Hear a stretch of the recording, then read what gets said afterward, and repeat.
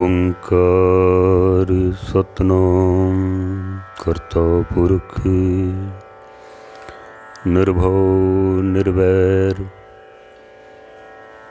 अकाल मूरत अजूनी सैभं गुर प्रसाद।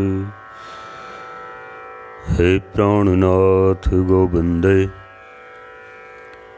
कृपा निधान जगत गुरु। हे संसार ताप हरणे करुणा में सब दुख हरो। हे शरण जोग दयाले दीनानाथ माया करो। शरीर स्वस्थ क्षीण समय सिमरंत नानक राम दामोदर माधवे।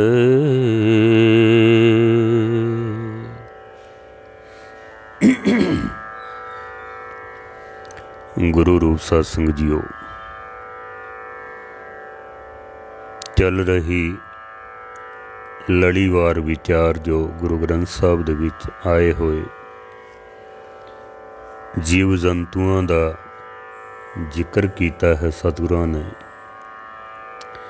उसकी विचार आप सरवण कर रहे हो।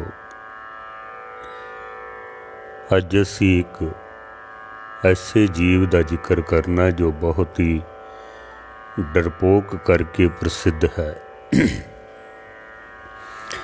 भगत सदना जी ने अपनी बाणी में जिक्र किया है। विचार आप जी नूं सरवण करा सकां उस तो पहले 10वें पातशाह की बख्शिश भरी फतेह प्रवान करनी।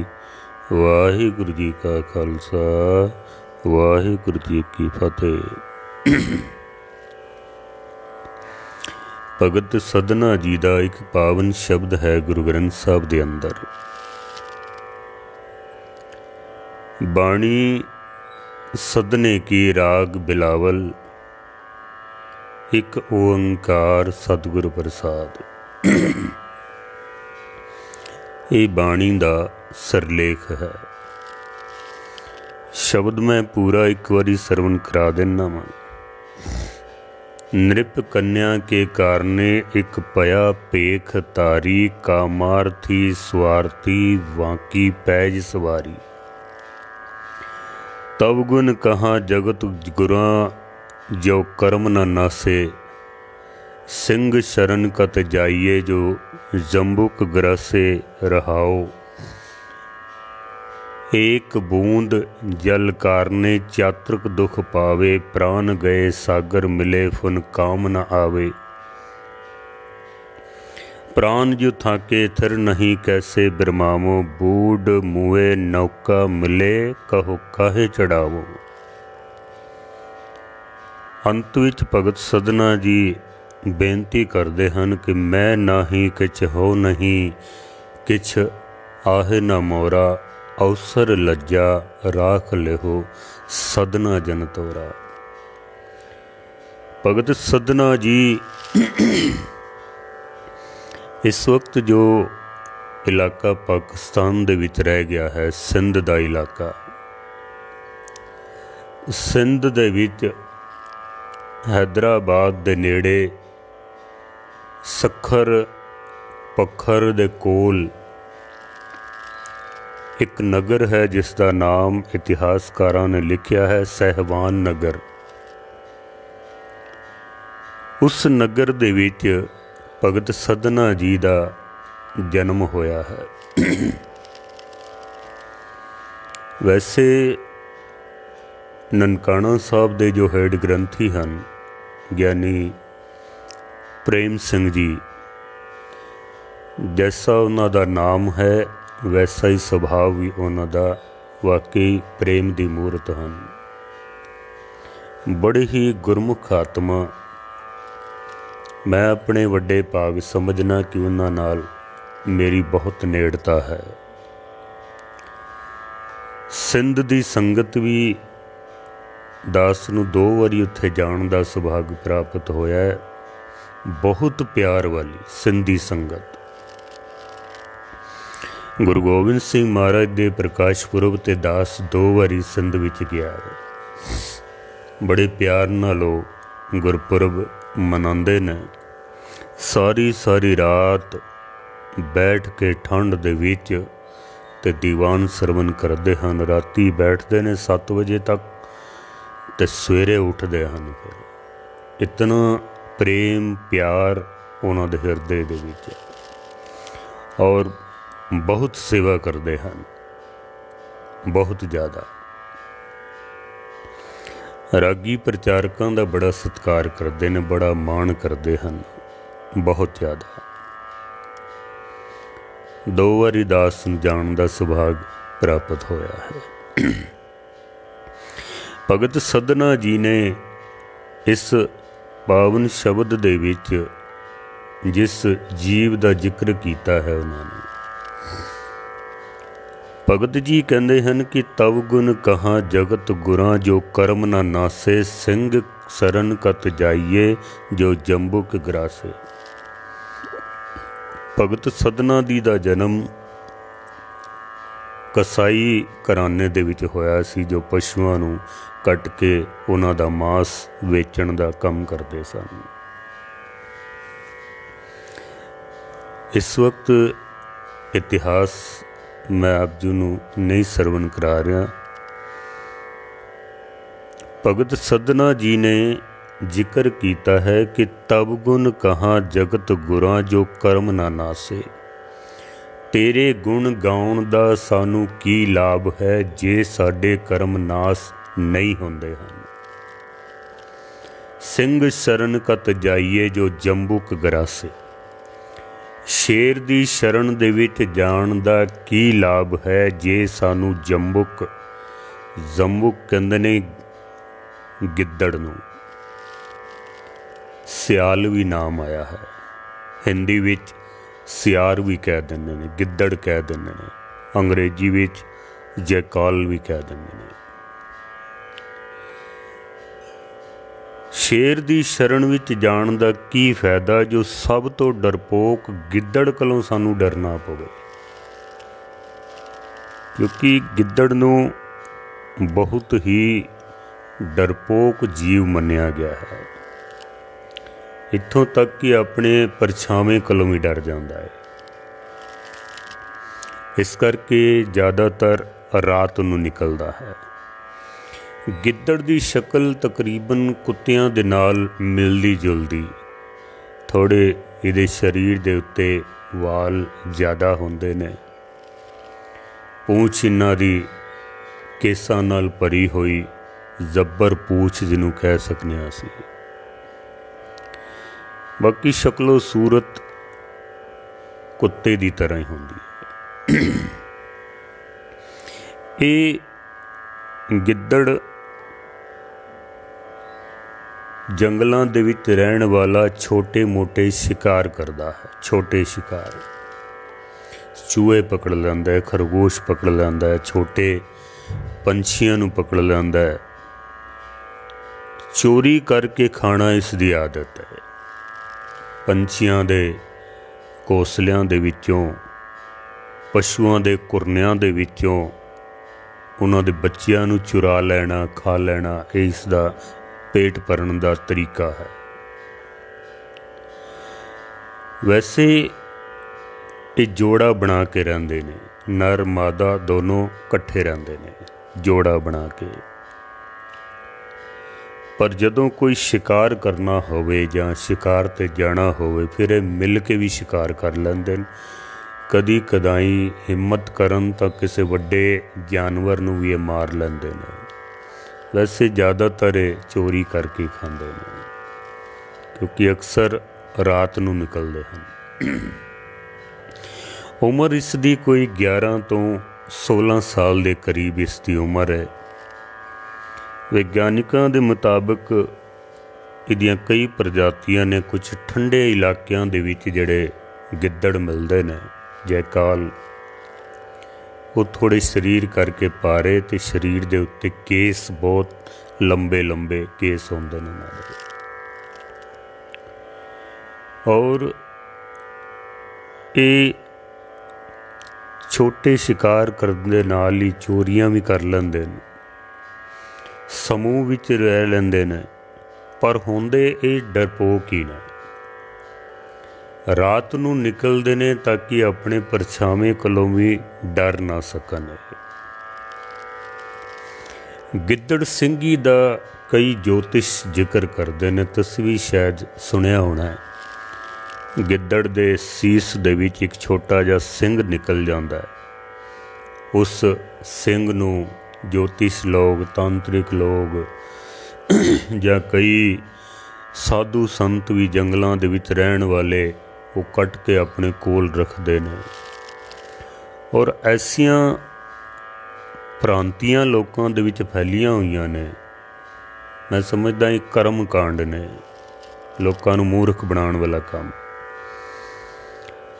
ਜਿਹਦੇ ਕੋਲ ਗਿੱਦੜ ਸਿੰਘੀ ਹੋਵੇ ਉਹਦੇ ਸਾਰੀ ਗਰੀਬੀ ਦੂਰ ਹੋ ਜਾਂਦੀ ਹੈ। ਬੜਾ ਇਸ ਦਾ ਚਲਨ ਹੈ, ਹੁਣ ਤਾਂ ਬਹੁਤ ਥੋੜ੍ਹਾ ਘਟ ਗਿਆ ਹੋਵੇ, ਲੇਕਿਨ ਥੋੜ੍ਹੇ ਸਮੇਂ ਪਹਿਲੇ ਜਦੋਂ ਇਤਨੀ ਜਾਗਰੂਕਤਾ ਨਹੀਂ ਸੀ ਲੋਕਾਂ ਵਿੱਚ, ਲੋਕੀ ਗਿੱਦੜ ਸਿੰਘੀ ਦੇ ਪਿੱਛੇ ਬੜਾ ਦੌੜਦੇ ਸਨ, ਕਈ ਸ਼ਿਕਾਰ ਕਰ ਦਿੰਦੇ ਸਨ। ਬੜੀ ਬੜੀ ਮਹਿੰਗੀ ਗਿੱਦੜ ਸਿੰਘੀ ਮਿਲਦੀ ਸੀ, ਵੇਚਦੇ ਸਨ। ਰਾਜੇ ਮਹਾਰਾਜੇ ਤੱਕ ਆਪਣੇ ਖਜ਼ਾਨਿਆਂ ਦੇ ਵਿੱਚ ਗਿੱਦੜ ਸਿੰਘੀ ਨੂੰ ਰੱਖਿਆ ਕਰਦੇ ਸਨ। ਤੁਸੀਂ ਨੈੱਟ ਦੇ ਉੱਤੇ ਸਾਰਾ ਕੁਝ ਦੇਖ ਸਕਦੇ ਹੋ। ਲੇਕਿਨ ਜਿਹੜੇ ਗਿੱਦੜ ਸਿੰਘੀ ਵੇਚਦੇ ਨੇ ਉਹ ਚੰਦ ਪੈਸਿਆਂ ਦੀ ਖਾਤਰ, ਬਈ ਚਲੋ 5000 10,000 20,000 ਇਤਨੇ ਰੁਪਈਆਂ ਦੇ ਵਿੱਚ ਉਹ ਗਿੱਦੜ ਸਿੰਘੀ ਵੇਚ ਦਿੰਦੇ ਨੇ। ਅਤੇ ਜਿਹੜਾ ਆਪਣੇ ਖਜ਼ਾਨੇ 'ਚ ਰੱਖਦਾ ਵੇ ਉਹ ਕਰੋੜਾਂ ਦੀ ਉਮੀਦ ਰੱਖਦਾ ਵੀ ਹੁਣ ਮੇਰੇ ਕੋਲ ਧਨ ਦੀ ਕੋਈ ਕਮੀ ਨਹੀਂ ਰਹੇਗੀ। ਉਹ ਕਰੋੜਾਂ ਦੀ ਉਮੀਦ ਰੱਖਦਾ। ਜੇ ਗਿੱਦੜ ਸਿੰਘੀ ਦੇ ਨਾਲ ਹੀ ਧਨ ਮਿਲਦਾ ਹੋਵੇ ਤਾਂ ਜਿਹੜਾ ਵੇਚਦਾ ਪਿਆ ਵੇ ਫਿਰ ਉਹਨੂੰ ਤਾਂ ਪਹਿਲੇ ਮਾਲਾ ਮਾਲ ਹੋਣਾ ਚਾਹੀਦਾ ਨਾ। ਇੱਥੋਂ ਹੀ ਅੰਦਾਜ਼ਾ ਲਾ ਲਓ, ਇੱਥੋਂ ਹੀ ਥੋੜ੍ਹੀ ਸੋਚ ਸਮਝ ਦੇ ਉੱਤੇ ਜ਼ੋਰ ਦਿਓ ਵੀ ਜਿਹੜਾ ਵੇਚਦਾ ਪਿਆ ਉਹਦੇ ਹਾਲਾਤ ਦੇਖੋ ਕਿ ਜੇ ਉਹਨੂੰ ਫਾਇਦਾ ਨਹੀਂ ਹੋਇਆ ਤਾਂ ਸਾਨੂੰ ਫਾਇਦਾ ਕਿੱਥੋਂ ਆਉਣਾ ਵੇ।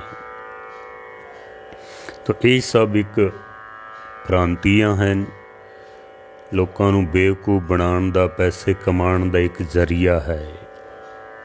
ਸਿੱਖ ਪੰਥ ਤਾਂ ਇਸ ਨੂੰ ਬਿਲਕੁਲ ਵੀ ਨਹੀਂ ਮੰਨਦਾ ਹੈ। ਗਿੱਦੜ ਭਾਈ ਸਾਹਿਬ ਭਾਈ ਗੁਰਦਾਸ ਜੀ ਵੀ ਇਸ ਦਾ ਜ਼ਿਕਰ ਕਰਦੇ ਨੇ, ਗਿੱਦੜ ਦਾ। ਭਾਈ ਗੁਰਦਾਸ ਜੀ ਕਹਿੰਦੇ ਨੇ ਕਿ ਗਿੱਦੜ ਦਾਖ ਨਾ ਅਪੜੇ ਆਖੇ ਥੂ ਸੌੜੀ। ਗਿੱਦੜ ਦਾਖ ਨਾ ਅਪੜੇ ਆਖੇ ਥੂ ਕੌੜੀ। ਕਹਾਣੀ ਪੜ੍ਹਦੇ ਸਾਂ ਅਸੀਂ ਬਚਪਨ ਦੇ ਵਿੱਚ ਕਿ ਗਿੱਦੜ ਆਇਆ ਅੰਗੂਰ ਖਾਣ ਵਾਸਤੇ। ਅੰਗੂਰ ਦੀ ਵੇਲ ਥੋੜ੍ਹੀ ਉੱਚੀ ਸੀ, ਛਾਲਾਂ ਇਸ ਨੇ ਮਾਰੀਆਂ ਨੇ, ਪਹੁੰਚ ਨਹੀਂ ਸਕਿਆ ਅੰਗੂਰਾਂ ਤੱਕ।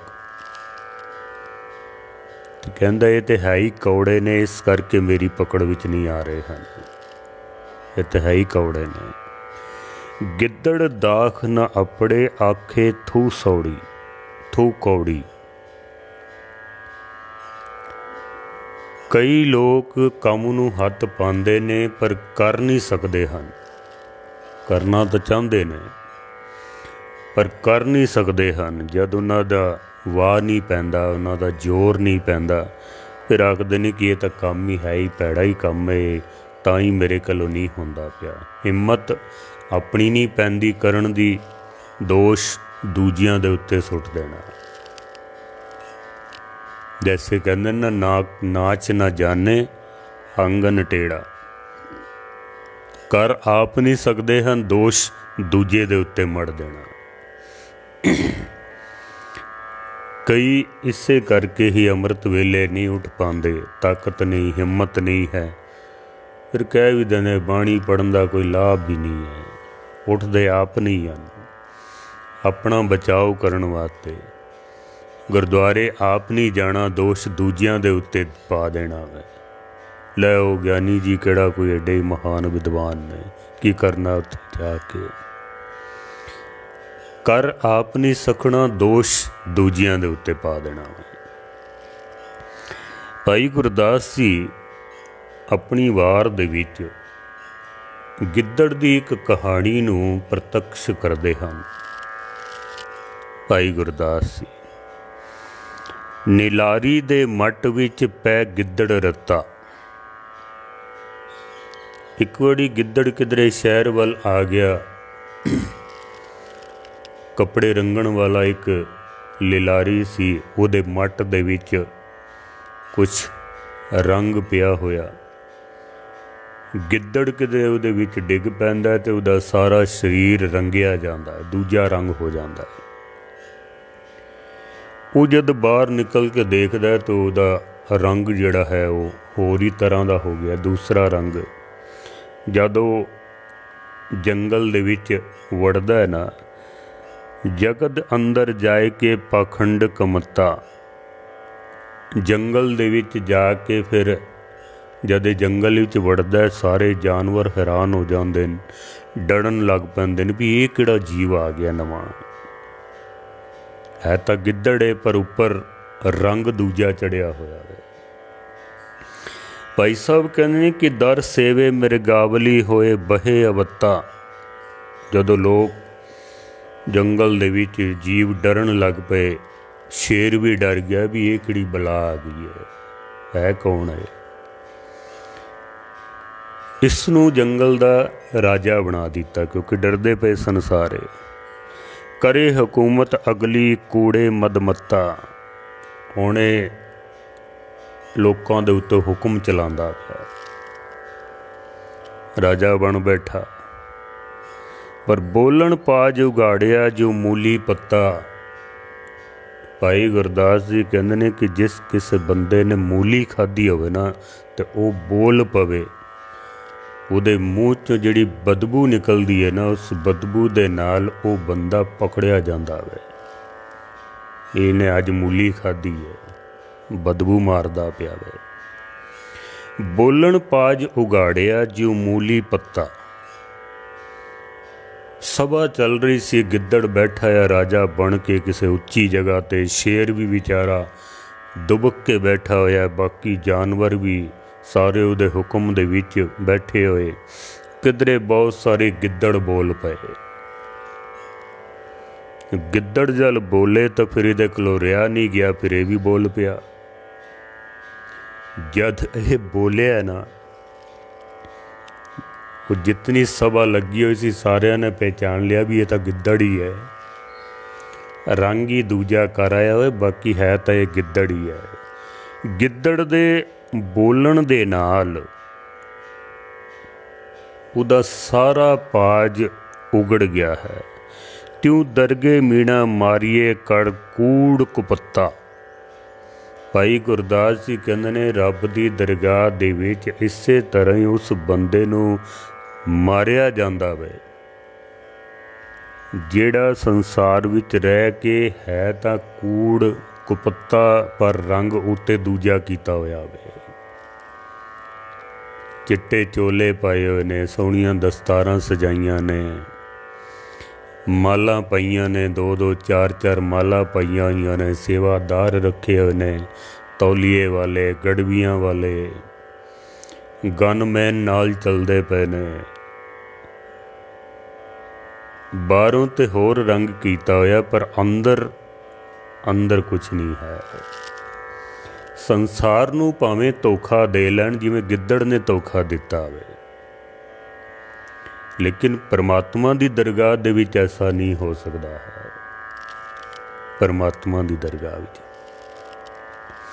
उत्थे तां भगत तेरे मन पाउंदे, दर सोहन कीरत गाउंदे, नानक कर्मा बाहरे दर ढो न लैनी ताउंदे। उत्थे तां सच दा निबेड़ा कीता जांदा है। ਇਹ ਨਹੀਂ ਵੀ ਬਾਹਰੋਂ ਹੋਰ ਤੇ ਅੰਦਰੋਂ ਹੋਰ, ਅੰਤਰ ਅਗਨ ਬਾਹਰ ਤਨ ਸਵਾ, ਗਲ ਪਾਥਰ ਕੈਸੇ ਤਰੇ ਅਥਾ। ਉੱਥੇ ਨਹੀਂ ਇਹ ਚੱਲਦਾ ਹੈ। ਗਿੱਦੜ ਬੋਲ ਪੈਂਦਾ, ਬੋਲਣ ਦੇ ਨਾਲ ਹੀ ਉਹਦਾ ਸਾਰਾ ਪਾਜ ਉਗੜ ਜਾਂਦਾ ਹੈ। ਸਾਰੇ ਜਾਨਵਰ ਉਸ ਨੂੰ ਮਾਰਨ ਦੌੜਦੇ ਹਨ, ਮਾਰ ਮਾਰ ਕੇ ਉਹਦੀ ਬੁਰੀ ਹਾਲਤ ਕਰ ਦਿੱਤੀ ਜਾਂਦੀ ਹੈ। ਜੇ ਕਿਧਰੇ ਉਹ ਬੋਲਦਾ ਨਾ, ਚਲੋ ਇੱਥੋਂ ਸਾਨੂੰ ਇੱਕ ਸਿੱਖਿਆ ਵੀ ਮਿਲਦੀ ਹੈ, ਜੇ ਕਿਧਰੇ ਉਹ ਬੋਲਦਾ ਨਾ ਤਾਂ ਉਹਦਾ ਪਾਜ ਉਗੜਨਾ ਨਹੀਂ ਸੀ, ਸੱਚਾਈ ਸਾਹਮਣੇ ਨਹੀਂ ਸੀ ਆਣੀ। ਇਸ ਕਰਕੇ ਵਿਦਵਾਨ ਕਹਿੰਦੇ ਨੇ ਕਿ ਮੂਰਖ ਬੰਦੇ ਨੂੰ ਚੁੱਪ ਹੀ ਰਹਿਣਾ ਚਾਹੀਦਾ ਵੇ, ਉਹਨੂੰ ਬੋਲਣਾ ਨਹੀਂ ਚਾਹੀਦਾ। ਉਹਦੇ ਬੋਲਣ ਦੇ ਨਾਲ ਹੀ ਉਹਦਾ ਪਾਜ, ਉਹਦਾ ਰਹੱਸ ਖੁੱਲ੍ਹ ਜਾਂਦਾ ਵੇ। ਇਹ ਬੰਦਾ ਮੂਰਖ ਹੈ, क्योंकि बोलत ही पहचानिए साध असाध को ठाठ, अंतर की करनी सबे निकसे मुख की बात। बोलदे ही अंदर वाला जिहड़ा तस्वीर है ना, वो बाहर आ जाता है, अंदर वाली। कहावत भी कही जाती है भी एक चुप ते 100 सुख। बड़ियां सुंदर पंक्तियां ने किसी विद्वान दियां। सब तो भली चुप, चुप विच 100 पड़दा, जेकर मंसूर ना बोलदा, क्यों कर सूली चढ़दा। सब तो भली चुप, चुप दे विच कई पड़दे साडे छुप जाते हैं। बंदा कामी है, क्रोधी है, लोभी है, हंकारी है, चोर है, वासना ग्रसित है, सब पर्दे छुप जाते हैं। बोलन दे नाल ही ये सारा राज उगड़ जाता है, बोलन नाल। इस वक्त सियाणा दा कहना है कि बंदा चुप ही रवे तो ठीक है। चुप सब तो भली चुप, चुप ही चंगी है। चुप विच 100 पड़दा, चुप दे विच 100 पड़दे पै जाते हैं, पर बंदा बोलन तो रह नहीं सकता है। महाराज दी बाणी तो कहती है, बहुता बोलन चखण होए, बिन बोले जाने सब सोए। बहुता बोलना भी मनुख दा जिवें चखड़ आउंदा है ना, उहदा कोई लाभ नहीं होंदा। नुकसान ज़्यादा, लाभ बहुत थोड़ा। नुकसान ज़्यादा है। जेकर मंसूर ना बोलदा, क्यों कर चढ़दा सूली। जे मंसूर सिर्फ ये गल ना कहंदा कि अनल हक, मैं ही सच हाँ, मैं ही खुदा हाँ, मैं ही रब हाँ, बस इतनी जी गल अगर वो ना करदा तो उन सूली ते चढ़ना नहीं सी पैना। एक शब्द ने, एक बोल ने उसदे उन सूली दे उत्ते चढ़ा दिता, हालांकि उसने सच बोलिया वे, हालांकि वो सच बोलता है। तो गुरबाणी दे अंदर गिद्दड़ दा जिक्र किया है सब तो पहले भगत सदना जी ने। एक कहावत होर बोली जाती है कि जब गिद्दड़ की मौत आती है तो वो शहर की तरफ भागता है, क्योंकि वो आप तो कुछ कर नहीं सकता है। भगत सदना जी कहते हैं कि हे परमेश्वर, हे परमात्मा, तब गुण कहाँ जगत गुरा, जो कर्म ना नासे। तेरे गुण गाउण दा, तेरा नाम जपण दा की फायदा है, जे मेरे कर्म नास नहीं होंदे हन तां। लाभ की है फिर। सिंह सरन कत जाइए, जो जंबुक ग्रासे। तेरा नाम जपना, तेरी शरण दे विच आउणा। तू शेर है। परमात्मा सर्व शक्ति का मालक है। शेर सब तो शक्तिवान मनिया जाता है। परमात्मा नूं शेर नाल तसरी दिती गई है। सिंह शरण कत जाइए, जो जंबुक ग्रासे। जे तेरी शरण विच आके, तेरा नाम जप के, तेरी शरण विच आके फिर भी सानू एक कर्म रूपी गिद्दड़ां कोलों सानू डरना पवे, तो हे परमात्मा, तेरी शरण विच आउण दा सानू लाभ की है, फिर फायदा की है।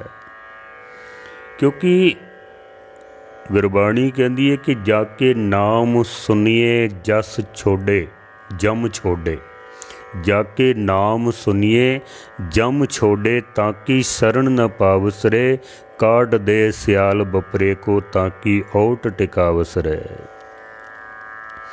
ਜਿਹਦਾ ਸਿਮਰਨ ਕਰਨ ਦੇ ਨਾਲ, ਜਿਹਦਾ ਨਾਮ ਸੁਣਨ ਦੇ ਨਾਲ, ਭਗਤੀ ਕਰਨ ਦੇ ਨਾਲ ਜਮ ਛੋੜ ਜਾਂਦੇ ਹਨ, ਤਾਂ ਕਿ ਸ਼ਰਨ ਨਾ ਪਾਵਸਰੇ, ਤੂੰ ਉਹਦੀ ਸ਼ਰਨ ਵਿੱਚ ਨਹੀਂ ਜਾਂਦਾ ਹੈ, ਤੂੰ ਪਰਮੇਸ਼ਰ ਦੀ ਸ਼ਰਨ ਦੇ ਵਿੱਚ ਆ, ਗੁਰੂ ਦੀ ਸ਼ਰਨ ਵਿੱਚ ਆ, ਨਾਮ ਜਪ, ਬੰਦਗੀ ਕਰ। ਕਾਢ ਦੇ ਸਿਆਲ ਬਪਰੇ ਕੋ, ਅੰਦਰ ਜਿਹੜਾ ਗਿੱਦੜ ਵਾਲਾ ਸੁਭਾਅ ਬਣਿਆ ਪਿਆ ਨਾ, ਚੋਰੀਆਂ ਕਰਨੀਆਂ, ਡਰ ਜਾਣਾ, ਹਰ ਵਕਤ ਡਰੇ ਰਹਿਣਾ, ਕੂੜ ਬੋਲਣਾ, ਬੋਲ ਕੇ ਆਪਣਾ ਪਾਜ ਉਗਾੜ ਲੈਣਾ, ਐਸਾ ਜਿਹੜਾ ਅੰਦਰ ਸਿਆਲ ਬੈਠਾ ਹੋਇਆ ਉਹਨੂੰ ਬਾਹਰ ਕੱਢਿਆ ਜਾਂਦਾ, ਤਾਂ ਕਿ ਓਟ ਟਿਕਾਵਸਰੇ। ਉਹਦੀ ਓਟ ਵਿੱਚ ਜਾ, ਜਿੱਥੇ ਤੂੰ ਸਦੀਵੀ ਕਾਲ ਵਾਸਤੇ ਟਿਕ ਜਾਏਗਾ, ਡਰ ਤੇਰਾ ਜਿਤਨਾ ਉਹ ਬਾਹਰ ਨਿਕਲ ਜਾਏਗਾ। ਤੇ ਭਗਤ ਸਧਨਾ ਜੀ ਕਹਿੰਦੇ ਨੇ, ਤੇਰੀ ਸ਼ਰਨ ਵਿੱਚ ਆਉਣ ਦਾ ਸਾਨੂੰ ਕੀ ਲਾਭ ਹੈ। ਕਈ ਦੇਖਿਆ ਨਾ, ਅਸੀਂ ਗੁਰਬਾਣੀ ਵੀ ਪੜ੍ਹਦੇ ਰਹਿੰਦੇ ਨੇ, ਹਰ ਵਕਤ ਡਰੇ ਹੋਏ ਵੀ ਰਹਿੰਦੇ ਨੇ। ਕਰਮ ਕਾਂਡਾਂ ਕੋਲੋਂ ਡਰਨਾ, ਅੱਜ ਸੋਮਵਾਰ ਏ, ਵਰਤ ਨਾ ਰੱਖਿਆ, ਪਤਾ ਨਹੀਂ ਕੀ ਹੋ ਜਾਣਾ ਮੈਂ। ਮੰਗਲਵਾਰ ਹੈ, ਜੇ ਅੱਜ ਮੈਂ ਸਿਰ ਧੋ ਲਿਆ, ਮੇਰਾ ਸਿਰ ਕਟਿਆ ਜਾਏਗਾ, ਪਤਾ ਨਹੀਂ ਕਿਹਨੇ ਇਹ ਪਖੰਡ ਚਲਾ ਦਿੱਤਾ। ਸ਼ਾਮ ਦੇ ਵਕਤ ਨਾਖੂਨ ਨਹੀਂ ਕੱਟਣੇ ਹਨ, ਸ਼ਨੀਵਾਰ ਨਾਖੂਨ ਨਹੀਂ ਕੱਟਣੇ ਹਨ, ਹੱਦ ਹੋ ਗਈ ਹੈ। ਜੇ ਸਰਾਧ ਨਾ ਕੀਤੇ ਸਾਡੇ ਪਿੱਤਰ ਨਾਰਾਜ਼ ਹੋ ਜਾਣੇ, ਨਰਾਤੇ ਨਾ ਰੱਖੇ ਤੇ ਸ਼ੇਰਾਂ ਵਾਲੀ ਨੇ ਨਾਰਾਜ਼ ਹੋ ਜਾਣਾ ਮੈਂ। ਜੇ ਘਰ ਵਿੱਚ ਗੁਰੂ ਨਾਨਕ ਦੀ ਤਸਵੀਰ ਨਾ ਰੱਖੀ ਕੌਰੇ, ਗੁਰੂ ਨਾਨਕ ਨੇ ਨਾਰਾਜ਼ ਹੋ ਜਾਣਾ ਮੈਂ। ਜਦ ਕਿ ਮਹਾਰਾਜ ਤਾਂ ਮੂਰਤੀ ਪੂਜਾ ਦੇ ਸਖਤ ਖਿਲਾਫ ਰਹੇ ਨੇ, ਅਸੀਂ ਫਿਰ ਉੱਥੇ ਹੀ ਖਲੋਤੇ ਹੋਏ ਹਾਂ। ਰੱਖੜੀ ਨਾ ਬੰਨੀ ਕੌਰੇ, ਸਾਡੀ ਭੈਣ ਹੀ ਨਾਰਾਜ਼ ਹੋ ਜਾਵੇ। ਇਸ ਤਰ੍ਹਾਂ ਦੇ ਕਈ ਕਰਮ ਕਾਂਡਾਂ ਦੇ ਵਿੱਚ ਅੱਜ ਵੀ ਅਸੀਂ ਫਸੇ ਹੋਏ ਹਾਂ।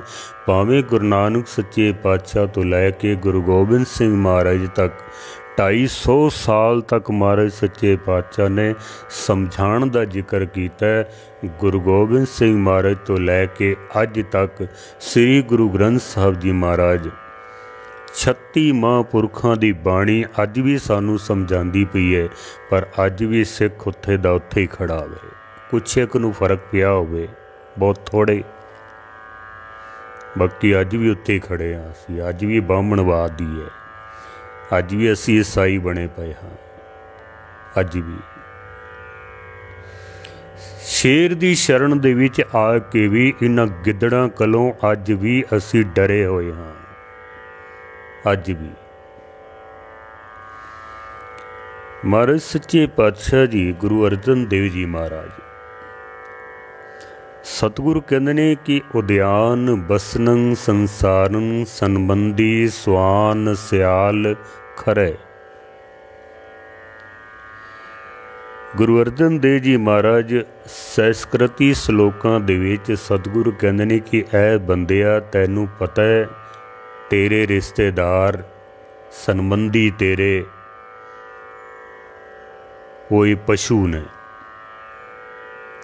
ਤੇ ਜਿੱਥੇ ਤੂੰ ਰਹਿੰਦਾ ਪਿਆ ਨਾ, ਜਿਹਨੂੰ ਤੂੰ ਸ਼ਹਿਰ ਸਮਝਦਾ ਪਿਆ ਮੈਂ, ਉਦਿਆਨ ਬਸਨੰ ਸੰਸਾਰਨ, ਉਹ ਸੰਸਾਰ ਨਹੀਂ ਹੈ, ਸ਼ਹਿਰ ਨਹੀਂ ਹੈ, ਇਹ ਜੰਗਲ ਹੈ। ਜਿਹਨੂੰ ਅਸੀਂ ਸ਼ਹਿਰ ਸਮਝਦੇ ਪਏ ਹਾਂ ਨਾ, ਮਹਾਰਾਜ ਕਹਿੰਦੇ ਨੇ ਇਹ ਤਾਂ ਜੰਗਲ ਹੈ। ਤੇ ਜੰਗਲ ਵਿੱਚ ਕੀ ਹੁੰਦਾ? ਪਸ਼ੂ ਹੀ ਹੁੰਦੇ ਨੇ, ਹੋਰ ਕੀ ਹੁੰਦਾ ਉੱਥੇ? ਕਰਤੂਤ ਪਸ਼ੂ ਕੀ ਮਾਨਸ ਜਾਤ, ਲੋਕ ਪਚਾਰਾ ਕਰੇ ਦਿਨ ਰਾਤ। ਇਤਨੇ ਪਸ਼ੂ ਅੱਜ ਜੰਗਲਾਂ ਦੇ ਵਿੱਚ ਨਹੀਂ ਹਨ ਜਿਤਨੇ ਪਸ਼ੂ ਸ਼ਹਿਰਾਂ ਦੇ ਵਿੱਚ ਰਹਿ ਰਹੇ ਹਨ। कई नस्लां खत्म हो गई ने जंगलों के विच, पर उन्होंने पशुओं के जिन्हां दी नस्ल खत्म हो गई है उन्हां दे सुभाव के मनुख अज भी शहरों के विच मौजूद हैं। अज भी महाराज ने ताई आख्या ना, करतूत पशु की मानस जात, चिट्टे जिनके कपड़े मैले चित्त कठोर जियो, तिनमुख नाम न उपजे दूजे व्यापे चोर जियो, मूल न बूझण अपना से पशुआ से टोर जियो। जो परमेश्वर नूं याद नहीं करते हैं वो पशु ही हैं। महाराज कहते ने उद्यान बसनं संसारं, संसार जंगल दे विच वसदा पिया, जां इंज कह लो जिन्हों असी संसार समझते पे हाँ, शहर समझते पे हाँ, वो शहर नहीं है, वो जंगल है, कोई किसी का नहीं है। वड्डे वड्डे शहरों दे विच मैं देखिया, बॉम्बे विच मैं कई बारी गया, एक जगह ते प्रसादा छकण गए सां, बड़ियां अच्छियां बिल्डिंगां सन, बड़ियां उच्चियां उच्चियां। प्रसादा छकण गए तो उस बिल्डिंग दे विच इस तरह 7-8 दरवाजे इकट्ठे ही ने, थोड़ा जा विच मैदान ते 7-8 दरवाजे, या इंज कह लो 8 फ्लैट इकट्ठे, 8-8 फ्लैटां दी वो बिल्डिंग सी वड्डी, मल्टी जिन्हों कह दें। लिफ्ट भी चढ़ के गए असी तो प्रसादा छकद्या मैं उन्होंने पूछा ही, भाई साहब बड़ी रौनक रहिंदी होनी है इत्थे तां, 8 फ्लैट कट्ठे ही ने तुहाडे। वो सिंधी परिवार सन, वो कहंदे भाई साहब हमें नहीं पता हमारे पास वाले में कौन रहता है, हमें नहीं पता है, सब अपने अपने कम्मां दे विच मस्त ने, किसे नूं किसे दी कोई फिक्र नहीं है, किसे नूं किसे दी। शहरों दे विच भी देख लो अजकल कोई किसी दे दुख भी शामिल नहीं होंदा है, कुछ एक होंदे ने प्यार वाले भी सज्जन, ऐसी गल नहीं है, बाकी तो सब उद्यान बसन संसारं, सनबंदी स्वान स्याल खरे। बड़ियां सुंदर पंक्तियां ने एक विद्वान दियाँ, वो कहंदा सैकड़ों दर्दमंद मिलते हैं, काम के वक्त चंद मिलते हैं, जब मुसीबत आती है तो सबके दरवाजे बंद मिलते हैं। बंदे नूं मुसीबत पै जाए ना तो फिर सब दे दरवाजे बंद मिलते हैं, बंद। लेकिन कुछ प्यार वालियां रूहां भी होंदियां ने, ऐसी गल नहीं है। अज देखो करोना काल दे विच कुछ समाज सेवी हर धर्म दे, जिन्हां विच सिख सब तो अगे ने, ये गल मैं दावे नाल कह सकना। कितने ऑक्सीजन का लंगर ला रहे ने, बैड ला दिते ने, दिल्ली कमेटी बड़ी सेवा करती पई है। मनजिंदर सिंह सिरसा जी, सरबजीत सिंह विरक साहब बड़ी सेवा कर रहे ने, मनुखता की सेवा। जिहदे हर पासों दरवाजे बंद हो जान तो फिर गुरु नानक का दरवाज़ा खुल जाता है फिर, क्योंकि गुरु नानक ने कदी अपना दरवाज़ा बंद नहीं किया, कदी ताला नहीं लाया गुरु नानक ने। इत्थे तां जो शरण आवे तिस कंठ लावे, ये बिरध स्वामी संदा। महाराज सच्चे पातशाह जी कहते ने उद्यान बसनं संसारं, सनबंदी स्वान स्याल खरे। मनुख दे संबंधी ने स्वान स्याल ते खरे, मनुख दे संबंधी ये पशु ने। ऐसा क्यों आख्या महाराज ने? देखो संबंधी साडे निकट रहिंदे ने, रिश्तेदार ही निकट होंदे ने। जिहड़े जिहड़े पशुओं के सुभाव साडे अंदर वड़ गए ने, महाराज कहंदे ने वो सारे तेरे संबंधी ने। ते जिक्र किया है 3 पशुओं का, संबंधी स्वान, स्वान कहंदे ने कुत्ते नूं। कुत्ते का सुभाव की है, हर वक्त भौंकदे रहना, कोई आवे उन्होंने भौंकना आवे, ना उहदे कोलों लैना ना देना, कोई संबंध नहीं है। फिर भी कुत्ता कुत्ते नूं बर्दाश्त नहीं करता है।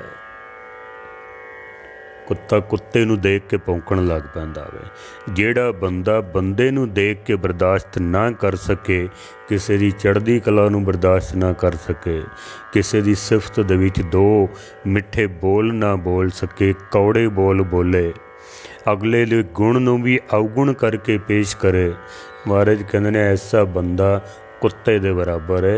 इहदा सनबंधी कुत्ता है। सनबंधी सुआन सियाल खरे। ऐसे मनुख नूं समझ लवो कि ये कुत्ता है।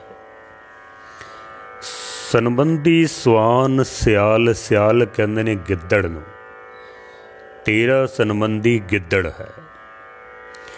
जिहड़ा बंदा हर वक्त डरिया ही रवे, हर वक्त डरिया होया है।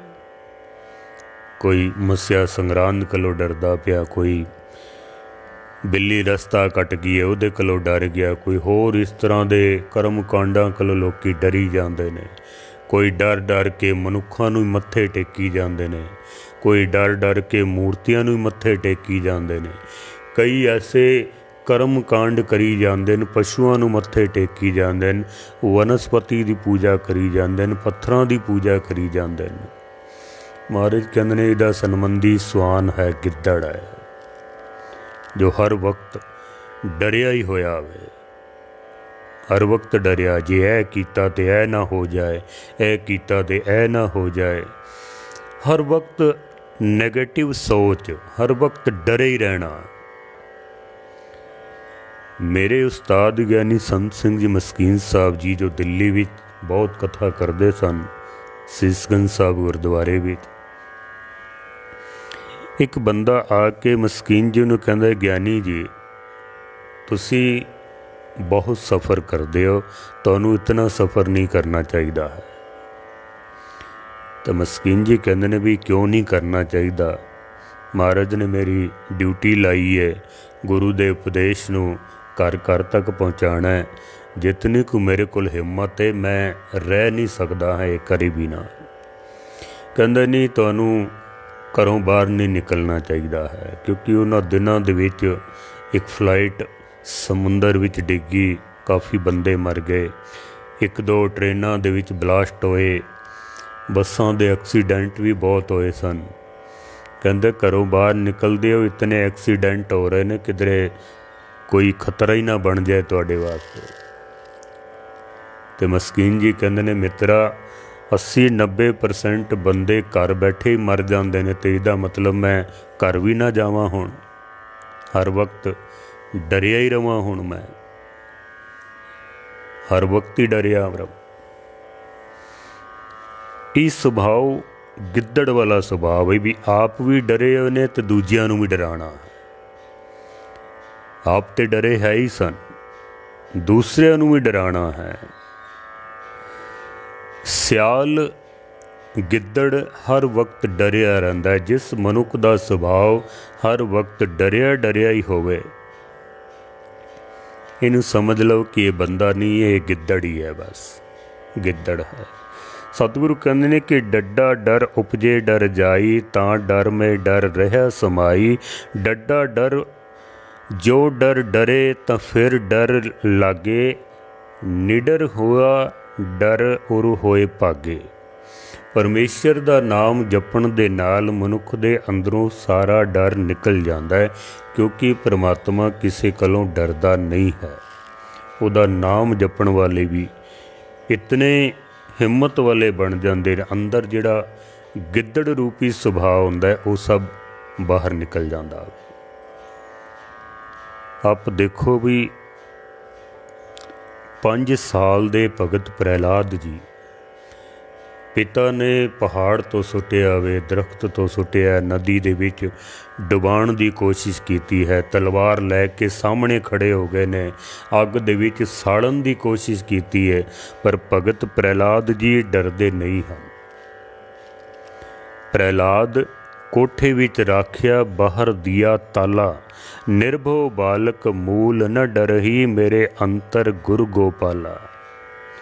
भगत प्रहलाद जी नूं कोठे विच बंद कर दिता है, मौत दे डरावे दिते गए ने, पर एक 5 साल का बच्चा निडर नहीं डरदा है। क्यों नहीं डरदा? मन ना डिगे तन काहे को डराए। जे मन नहीं ना डरदा अगर, तो मन कदों नहीं डरदा। भगत कबीर साहब कहते हैं कि चरण कमल चित रहियो समाए। जेड़ा मन गुरु दे चरनां विच, परमेश्वर दे चरनां दे विच समा जांदा है ना, वो फिर कदी किसी कोलों डरदा नहीं है। वो निडर हो जाता है, निरभय हो जाता है, क्योंकि परमात्मा भी निरभय है। गुरु गोबिंद सिंह महाराज सच्चे पातशाह जी ने जिस वक्त खालसे की सिरजना की है, ऐसे ऐसे लोग जिहड़े कहते सन कि हम तो तोलन जाने तकड़ी, नंगी करद कबू न पकड़ी, चिड़ी उड़े ते हम डर जाएं, रण में कैसे तेग चलाएं। असी तो तकड़ियाँ तोलना जानते हैं, नंगी करद कदी तलवार कृपान तो कदी पकड़ी नहीं है। चिड़ी उड़े ते हम डर जाएं, जे चिड़ी भी उड़े तो साडा त्राह निकल जाता वे, तो रण में कैसे तेग चलाएं। फिर मैदाने जंग विच असी दुश्मन के सामने किवें लड़ांगे। गुरु गोबिंद सिंह महाराज सच्चे पातशाह ने अमृत का बाटा तैयार करके वो जिहड़े चिड़ियां कोलों डर जाते सन ना, 1.25 लाख से एक लड़ाऊं, चिड़ियों से मैं बाज तोड़ाऊं, तबे गोबिंद सिंह नाम कहाऊं। ऐसी एक ताकत, एक शक्ति भर दी महाराज सच्चे पातशाह ने। जिहड़े चिड़ी दे उड्डण नाल डर जाते सन, वो फिर मैदाने जंग दे विच 1.25 लाख दे सामने सीना तान के खड़े हो जाते हैं। 1.25 लाख दे सामने। पर कदों चरण कमल चित रहियो समाए। जिन्हां दे अंदर परमात्मा दा डर होवे, वो कदी मनुखां कोलों नहीं डरदे हन। भगत पंडित किरपाल दास जी, गुरु गोबिंद सिंह महाराज ने उन्हां दा जिक्र किया है। महंत किरपाल दास जी मैदान जंग दे विच पठान देख के कहते सन भी इस महंत ने लड़ना वे, कड़ा खाण वाले महंत। सतगुर कहते हैं कि उस महंत दे अंदर ऐसी गुरबाणी की शक्ति, ताकत ऐसी आई कि किरपाल कोपियंग कुतको संभारी। किरपाल दास जी दे कोल एक कुतका सी लकड़ दा, उन्होंने मैदाने जंग विच उसनूं संभालिया वे। हठी खान हयात के सीस झाड़ी, हयात खान दे सिर विच ऐसा मारिया वो कुतका। महाराज कहंदे ने उठी छिछ इछंग कढ़ा मेज जोरंग।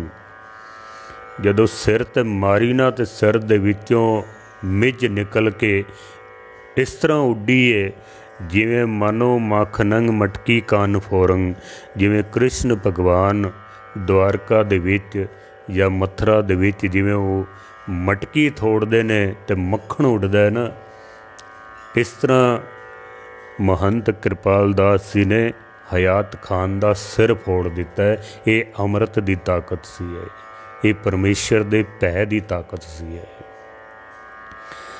2 पंक्तियां कह के मैं समाप्ति कर देना, समा हो गया वे। एक विद्वान लिखदा है कि सुना है जब आनंदपुर में कहा ये गुरु गोबिंद सिंह ने। सुना है जब आनंदपुर में कहा ये गुरु गोबिंद सिंह ने, जो रखता धार पर सर है वही सरदार होता है।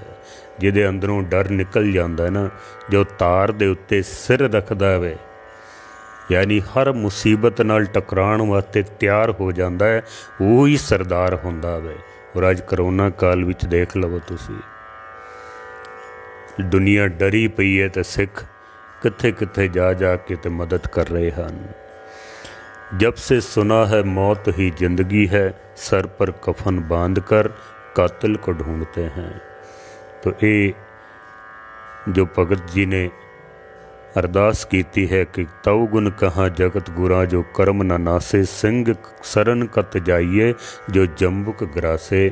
शेर दी शरण विच आइए ते ਗਿੱਦੜ ਰੂਪੀ ਕਰਮ ਕਾਂਡਾਂ ਕੋਲੋਂ, ਪਖੰਡਾਂ ਕੋਲੋਂ, ਹੋਰ ਜਿਹੜੇ ਕਰਮ ਹਨ ਜੋ ਸਾਨੂੰ ਡਰਾਉਂਦੇ ਹਨ, ਉਹਨਾਂ ਤੋਂ ਅਸੀਂ ਉੱਚੇ ਉੱਠੀਏ, ਗੁਰੂ ਦੀ ਸ਼ਰਨ ਦੇ ਵਿੱਚ ਆਈਏ ਤਾਂ ਕਿ ਗਿੱਦੜ ਸੁਭਾਅ ਅੰਦਰੋਂ ਨਿਕਲ ਸਕੇ। ਗੁਰੂ ਮਿਹਰ ਕਰੇ, ਭੁੱਲਾਂ ਚੁੱਕਾਂ ਦੀ क्षमा।